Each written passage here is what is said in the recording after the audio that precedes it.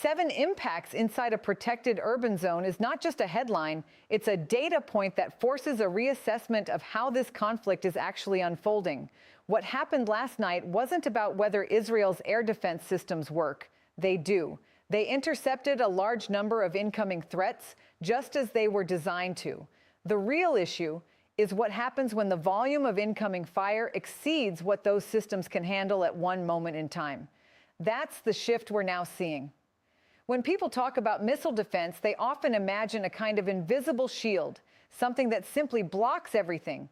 But in reality, these systems operate within very clear technical limits. They can track, prioritize, and engage a certain number of targets simultaneously. That number is not infinite. It's defined by radar capacity, interceptor availability, and the speed at which decisions can be made in real time. So when 7 missiles land, the question is not, why did the system fail? The question is, how many threats were in the air at once, and how many could be engaged at that exact moment? Because once that limit is crossed, anything beyond it is no longer contested. That's what makes this moment strategically important. This was not a random barrage. It was structured, timed, coordinated, multiple incoming trajectories, arriving within a compressed time window, designed to force the system into overload. You could see it in the sky, interceptors launching rapidly, multiple mid-air explosions, and still some missiles continuing through. That outcome tells you something very specific. The system was working at full capacity, and the incoming volume exceeded it. That's what analysts refer to as a saturation point. And once that point is identified, it becomes something that can be tested again and again. Now, step back and look at the location. This wasn't an isolated desert zone or an open field. This is part of Israel's central corridor where economic activity, infrastructure, and population density intersect. Power lines, communication nodes, transportation routes, these are not abstract targets. They are systems that support daily life and national function. So even a limited number of impacts in that kind of environment carries disproportionate weight. It's not just about damage, it's about disruption. And that's where the strategy begins to reveal itself. Because what we're seeing is not simply an attempt to cause destruction through precision, it's an attempt to create pressure through accumulation. Repeated waves, increasing frequency, sustained demand on defensive systems. Over time, that kind of pressure doesn't just test technology. It tests logistics, finances, and public confidence. Let's talk about the financial side for a moment, because this is where the imbalance becomes very clear. Every interceptor that is launched carries a significant cost. Not hypothetically, real, measurable cost. And those interceptors are used because they have to be. When a missile is detected heading toward a populated or strategic area, you don't wait to confirm its payload. You intercept it. That creates a situation where the defender is forced into continuous expenditure. Now compare that to the cost of generating the threat. The attacking side is producing missiles at a lower cost per unit. That means over time, the financial burden of defense grows faster than the cost of offense. And in a prolonged conflict, that matters. Because sustainability becomes the central question. Can you continue intercepting at the same rate, with the same coverage, day after day, as the incoming volume stays high or increases?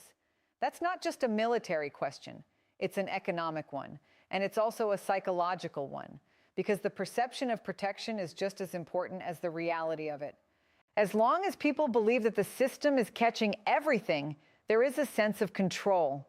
The moment impacts become visible, regularly visible, that perception begins to change. And once that confidence starts to erode, it introduces a different kind of pressure on decision makers. Now add another layer to this, complexity. It's not just about how many missiles are being launched, it's about what kind of missiles.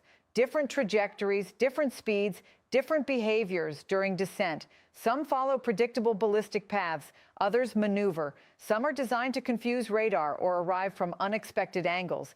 Each variation requires a slightly different response. So instead of dealing with a uniform stream of identical threats, the defense system has to manage a mixed set of challenges at once. That increases the load. It complicates prioritization. It stretches the system even further.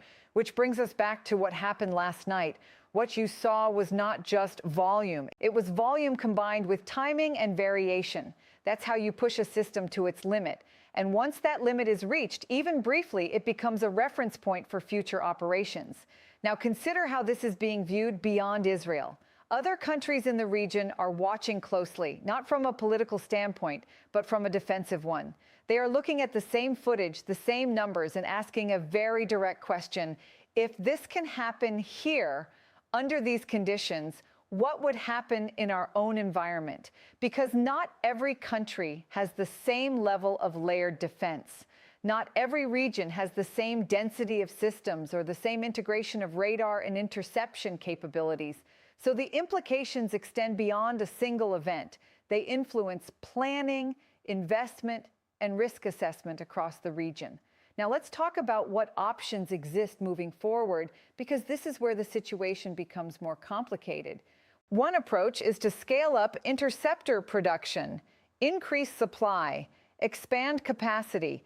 That sounds straightforward, but in practice it involves time, resources, and industrial limits. You can't instantly multiply production.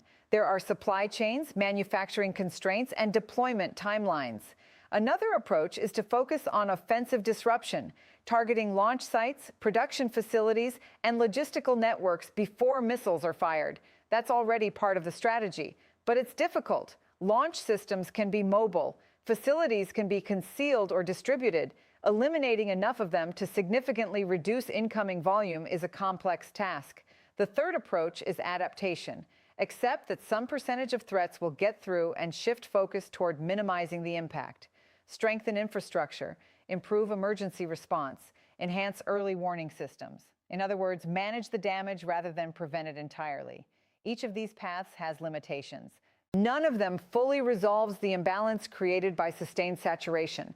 And that's the core issue, because this is not a one-time event. It's part of a pattern. Repeated waves, increasing pressure, continuous demand on defensive systems. Over time, that pattern tests endurance, not just technological endurance, but operational and financial endurance. And that brings us back to the significance of those 7 impacts. On their own, they do not define the outcome of the conflict, but they reveal something critical. They show that the defensive system, as advanced as it is, operates within limits. And those limits can be reached under the right conditions. That changes the conversation, because once a limit is known, it can be targeted deliberately. And once it can be targeted, it can be repeated. So the focus now shifts from capability to capacity. Not whether the system works, but how long it can keep working at this level under this kind of pressure. Because if the incoming rate remains high, and if the cost of interception continues to exceed the cost of attack, and if the frequency of these events does not decrease, then the strain accumulates. Gradually at first, then more visibly, and that's when strategic decisions become unavoidable. Do you invest more, knowing it will take time? Do you escalate offensively, knowing the risks? Or do you adapt to a new reality where full interception is no longer guaranteed? Those are not easy choices. And they are not theoretical anymore, because what happened last night was not just another exchange. It was a demonstration that the system can be pushed to its edge. And once that edge has been reached, even once, it becomes part of the operational landscape going forward.